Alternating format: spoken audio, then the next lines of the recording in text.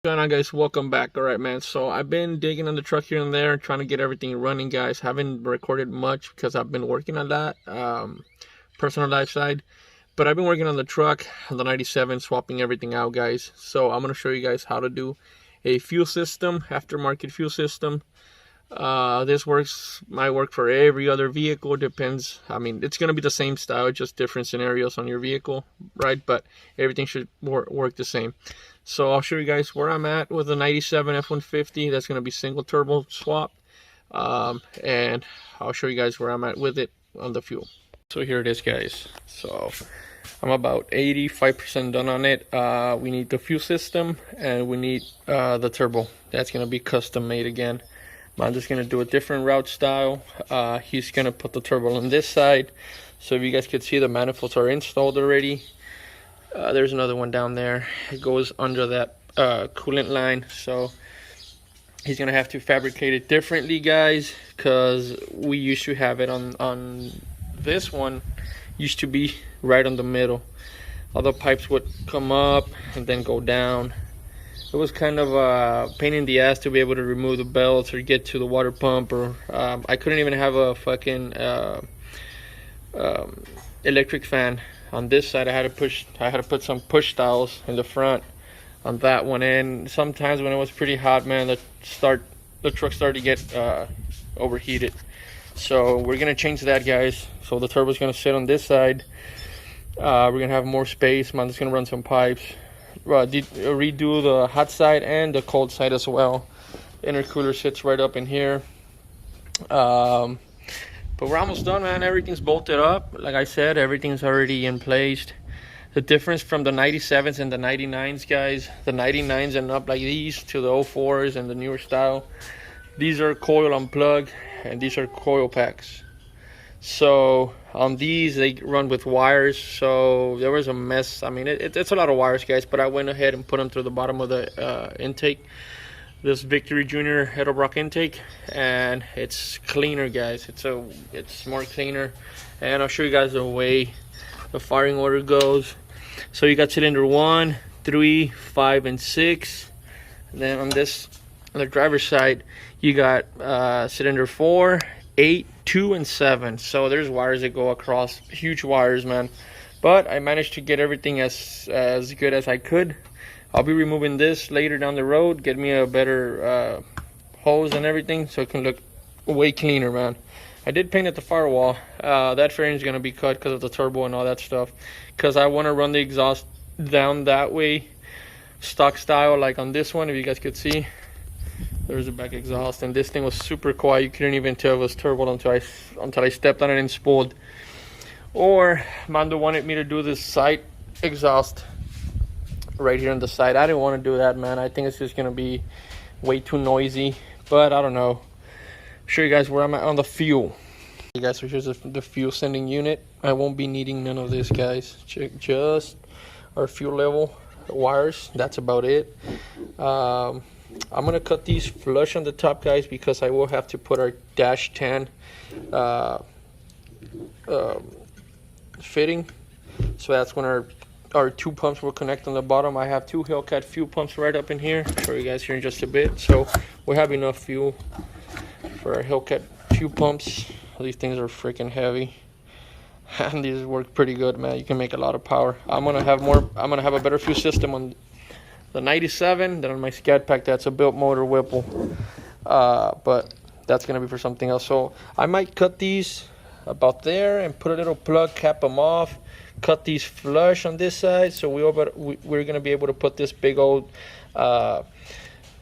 inlet. So this is a big old fitting, guys, and I'm gonna need some space because I can't put it on this side because you got that brace that holds the fuel pumps in place. So I might put it right around that area in the middle, and we'll be good. On the return side, let me see, where is it? This is all the fuel system, guys, that I bought for the truck. I'll be making my own fuel. It's less expensive, guys, when you do it. And we got our dash 6 return. Either I could put this on the tank as well, guys, or I can just put it somewhere around the tank. I mean, it's just gonna be a return line. I could put anywhere around this area I could put it. So we'll see. Alrighty, guys, so you got your outlet pressure dash 10 with the fitting already in for your fuel pumps. So I mean, it's pretty good. It's pretty tight there. Got both seals on the top and the bottom. Looks pretty good, guys. I cut by accidentally one of the, and I cut it pretty short, man. One of these fuel level wires, but I'll just have to put it to the side. No biggie. Alrighty, guys. So here's how it is, man. It's a chimichanga, chimichanga shit. So I mean, it's not a custom hat like on the 4Es or whatever aftermarket billet hat you have. It has all the pumps and everything fits perfect. This is a low budget fuel system, but I mean, it's gonna work, guys. So there it is, guys. There's your both powers for each fuel pump. Got the grounds and of course the blue signal that I fucking cut by accident. It's back in there. So I went through the same inlets of fuel to put my powers in there, guys. I just used them badass silicone we use at work. I mean, it contains, or it takes care of whatever material you throw at it. I mean, this thing's super strong, so they're all filled up on the inside. So they're pretty good. Gas won't deteriorate them or nothing like that. I also used on all the little ends on the connectors. But I'm gonna start by assembling this back in the tank, guys, and then we're gonna start mocking up the 90 that goes in there and mocking up the whole lines from there all the way up here towards the front. First off, I gotta cut all the stock lines out too. Ready, guys, so we're gonna start off with our 90 for feet line. This is 10 AN fittings for our dash 10 line. We already have it in there, guys. I already did the cut that we needed. I like to tape these, guys, before everything and then do the cuts. And I don't know if you guys could see, it's already hitting towards the back of the fitting, so we're good. Now I'm just gonna add some oil to the threads. Start off by hand. Then once I can't do it anymore by hand, I'll put the fitting on the vice grip. I taped it up a little bit so I don't get them scratched, even though they're not gonna be able to see them. But same procedure I would do to the front ones once you see on the fuel rail. So you're gonna scratch them, man. So when you can't do them by hand, you gotta throw them to the vise and do them with a crescent. You can also tape your crescents on the sides, or you could buy the special tools. But me, I just just did it that way. There you guys have it. Here is the first one. Got little mock-ups here and there, but I mean, you won't be able to see this one. Just be careful with the thread size. So once they go in here, make sure they go in as they should. If don't go crooked, because you might fuck up the threads. And these are aluminum, so I mean, they go bad real fast. So there it is, guys. We got the first one on. Now I'm gonna put the tank in, at least try to measure where everything is gonna go, and put a fuel filter. Alrighty, guys, so I already ran the line dash 10 coming in. That's gonna be our feet line. I already set the fuel filter where it's gonna be at, and I added this little piece that comes from the fuel filter to the Y. So it's from 10 to dash 8. So that's what I'm gonna do on the fuel rails. They're gonna come in. Then we got the 90s. They're gonna go back to the fuel pressure regulator, and we got our 6 return line. So this is where I'm at right now, guys. I'm just gonna start mocking up where this one's gonna be at, because we got that fitting close by that water hose right there. That water fitting too. I gotta twist it up a little bit because that one goes towards the back of the engine to that one right there. And we got the fitting coming up through here, so I'm gonna start seeing how much line we're gonna need for that side and this side, connect that to the Y, and start trying to get everything settled down. Once we have that, we're gonna do our 90s, return back to the fuel pressure regulator. So I don't know where I'm gonna set the fuel pressure regulator, guys. It's kind of I mean, there's not too much space on these fucking trucks, but maybe I'll just jump in the bottom. I don't know, cleaner setup, I don't know, we'll see, but I'll let you guys know where we're at. Alrighty, guys, so we got our Y fitting done. Passenger side, driver side, 10 to 8, and it's gonna look pretty good, man. I'm just gonna bolt these on the back, tie these up already, because I ain't gonna have so much room in there. Then we'll get the fuel rails tied up, and we'll throw the 90s back and see where we're gonna set our fuel pressure regulator.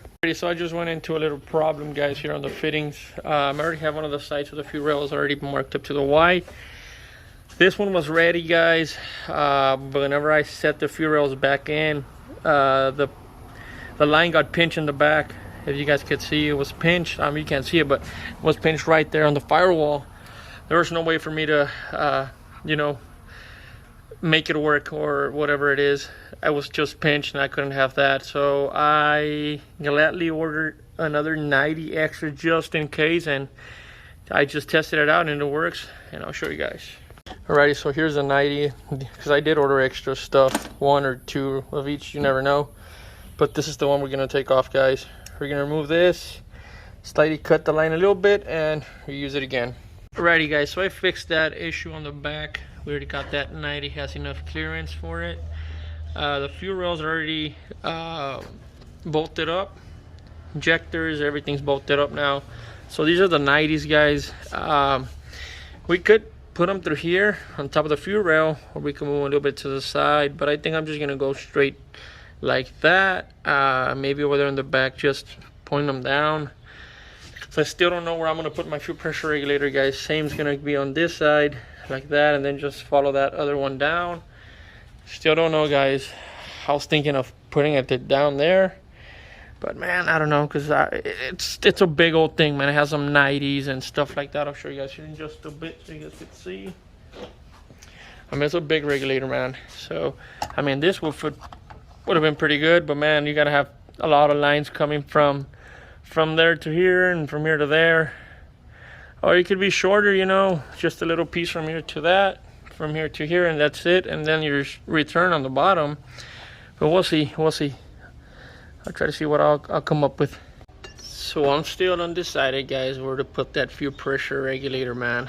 I mean, it takes a lot of space, and to put some lines from there, here,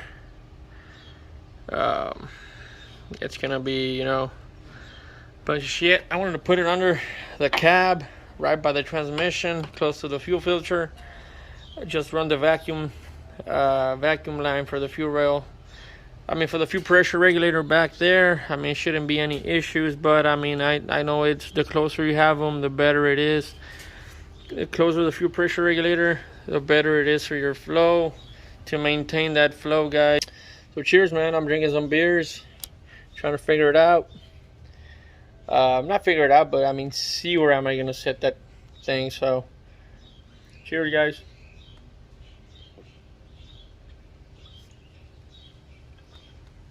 And gals, if they see this Boosted Dave channel. But man, I mean, let's keep on thinking.